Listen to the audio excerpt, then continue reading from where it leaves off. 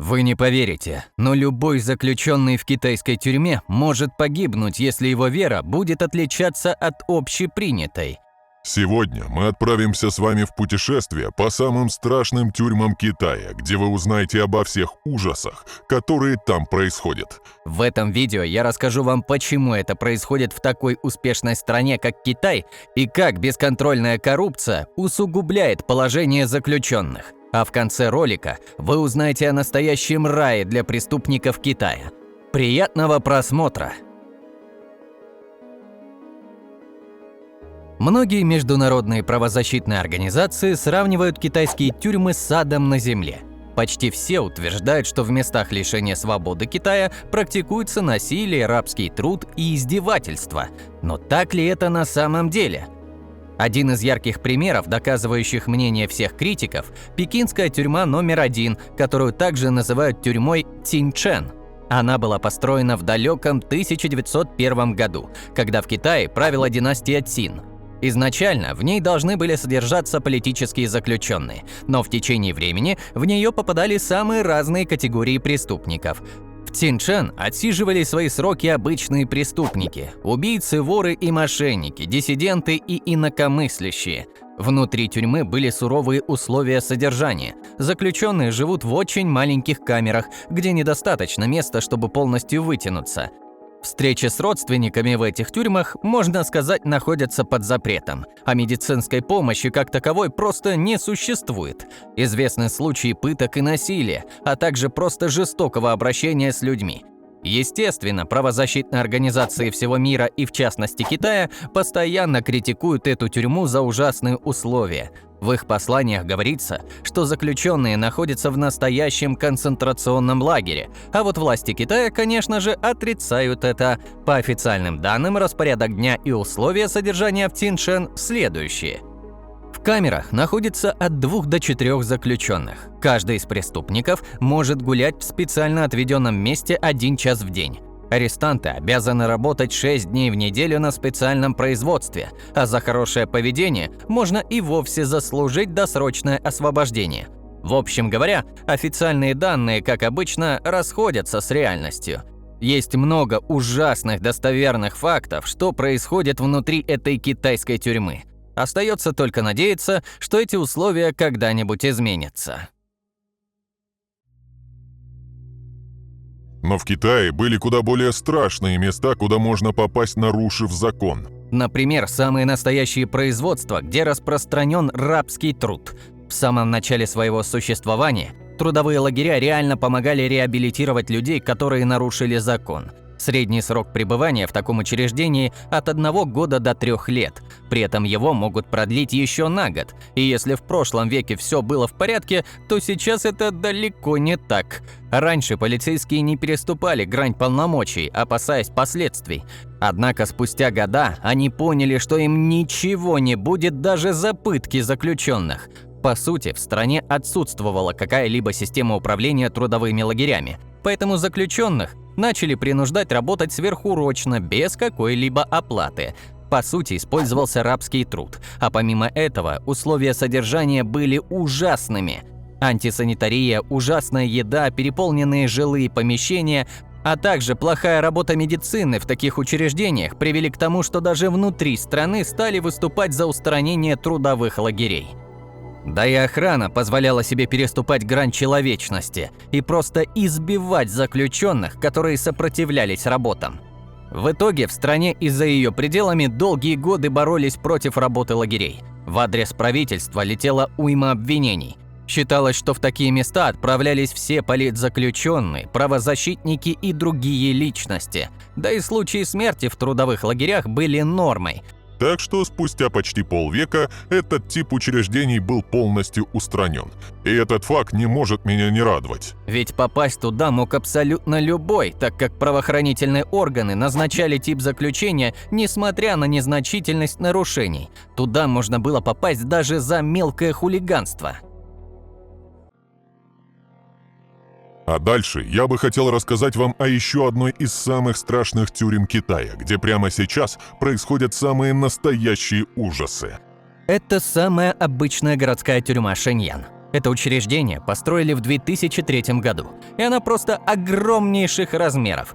Вы только представьте, в ней прямо сейчас содержится около 20 тысяч заключенных, а в одной камере находится сразу 12 человек. Настоящий загон для скота. В этой тюрьме погибло по меньшей мере 46 человек. Все эти люди просто имели другое вероисповедание, и все они подвергались ужаснейшим пыткам. В одной из статей говорится, что все эти люди были буквально замучены до смерти, будто в концентрационном лагере фашистов. Стоит ли говорить, какие там ужасные условия? Специально для вас я нашел настоящий отзыв бывшего заключенного. Одна женщина, которая отбывала 5-летний срок в тюрьме, поделилась своим опытом.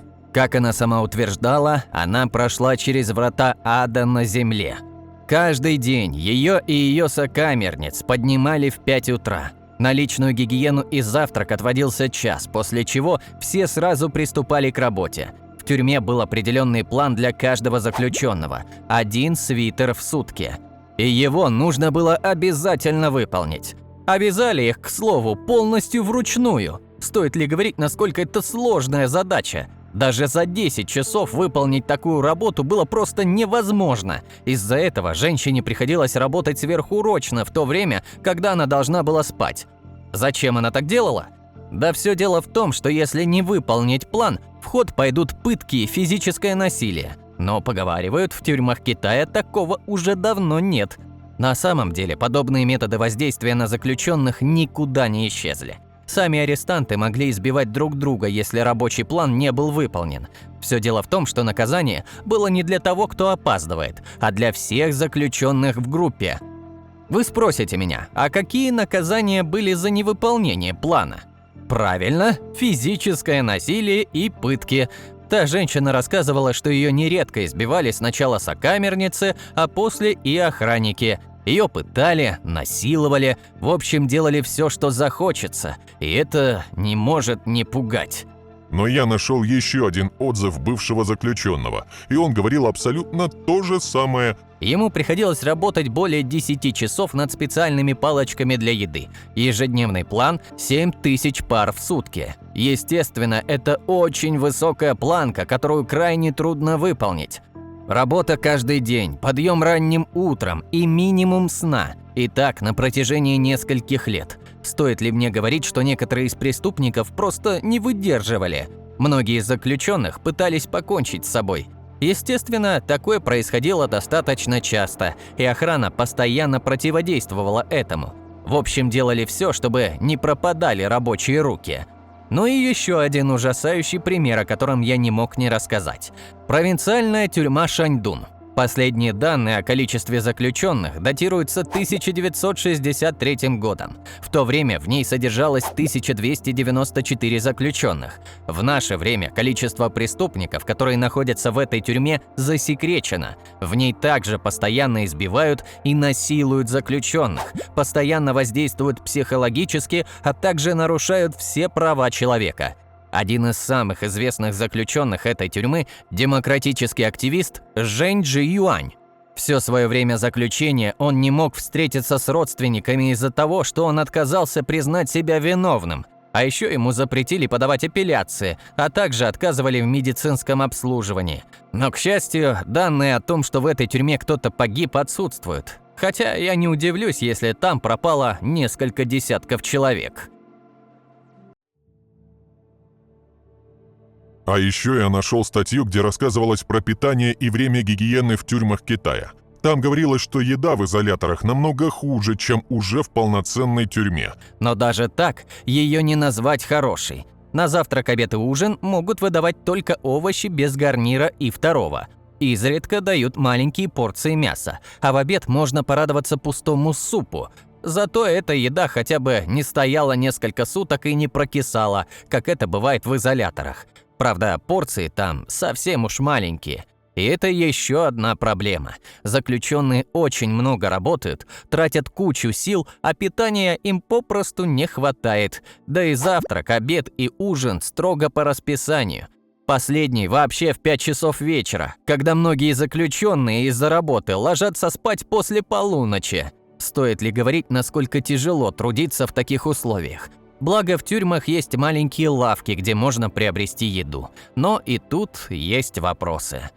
Цены в таких магазинчиках очень высокие, а платят за работу сущие копейки, да и на перерывах не все заключенные успевают приобрести себе закуску.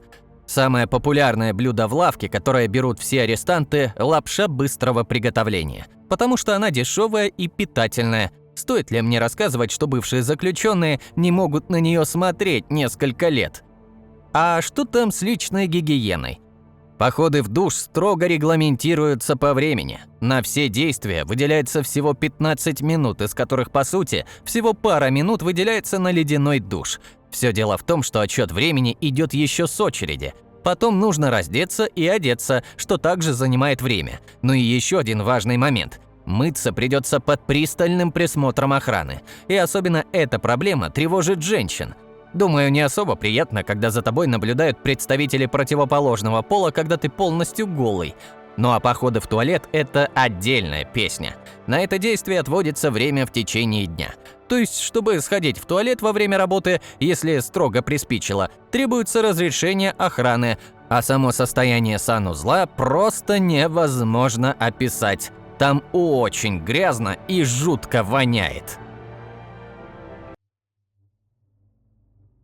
Специально для вас я нашел очень интересную статью о самой необычной тюрьме Китая, и она расположилась в заброшенном туннельном комплексе прямо под Шанхаем. Это место предназначается для преступников, которые приговорены к смертной казни. К слову, исполняется приговор, как говорится во многих статьях, ужасным способом. Правда, не говорится, каким именно. Заключенные содержатся в маленьких грязных камерах. Из еды лишь базовый паёк, в котором нет мяса. Часто продукты и вовсе испорчены. Им нельзя встречаться с родственниками и друзьями. Им не предоставляется никакое лечение, а пытки и вовсе обыденное дело. Поговаривают, что к заключенным ежедневно применяется физическое насилие. От таких условий преступники просто не доживают до своего приговора. Они умирают в муках от болезней или истощения. Построили эту тюрьму в далеких 1930-х годах. В то время она использовалась как военный бункер, а после Второй мировой войны ее передали правительству Китая. Те решили, что бункер им не нужен, и организовали там тюрьму. Правда, в 2010 году ее закрыли. Все из-за опасений туристов, которые говорили о плохих условиях содержания. Почти все знали, какие ужасы там творятся, и постоянно трубили об этом по всему миру. Куча правозащитников, разных организаций и других влиятельных международных организаций осуждали подобные условия содержания заключенных. Некоторые из пользователей поговаривают о том, что тюрьма Шанхайского туннеля очень темное и мрачное место. Правда, я не понимаю, откуда они взяли эту информацию.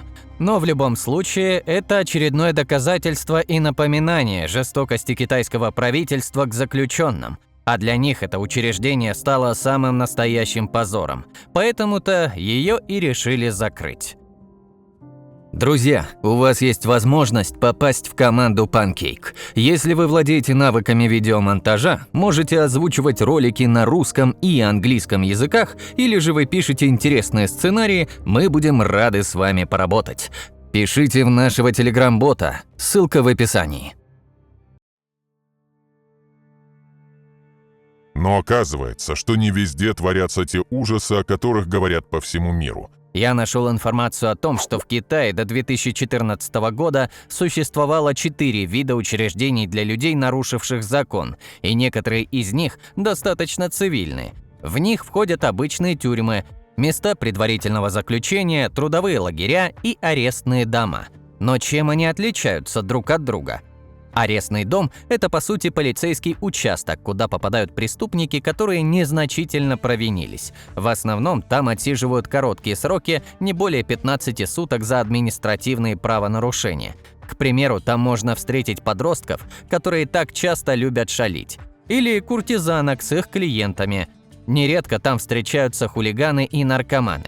В общем, все те, чьи действия не такие серьезные, чтобы попасть в полноценную тюрьму. В таких домах нет принуждения к работе, кроме обычной уборки. А заключенным каждый день будут проводиться лекции о том, что плохо, а что хорошо. И ни о каких избиениях речи тут не идет. Также есть особенные учреждения, где вполне адекватные условия. К примеру, тюрьма Янчэн. Это заведение полностью отличается от всех тех, о которых я говорил ранее, ведь там правит коррупция. Там содержатся все те люди, которые смогли договориться о хороших условиях.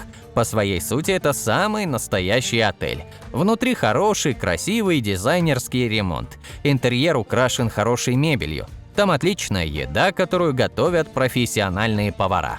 Заключенные имеют доступ в интернет, так что им не приходится проводить время, просто смотря в бетонный потолок.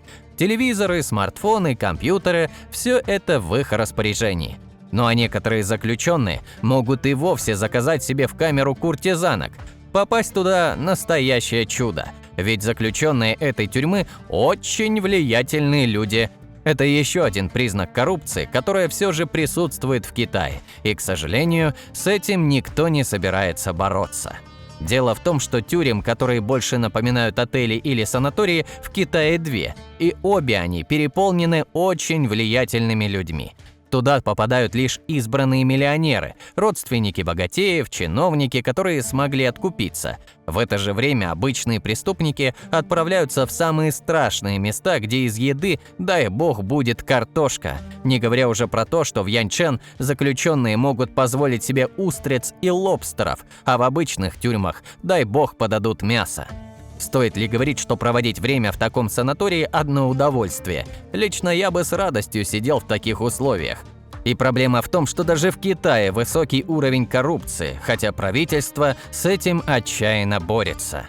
Пишите в комментариях, что вы думаете на этот счет. В этом видео я рассказал вам о тех ужасах, которые происходят в тюрьмах Китая. И все эти факты не могут не пугать адекватных людей. Остается только надеяться, что ситуация когда-нибудь изменится. Спасибо за то, что потратили время на просмотр этого видео. До встречи в следующих видеороликах. И не забывайте подписываться и ставить лайки этому видео, если оно было полезным и интересным. Пока!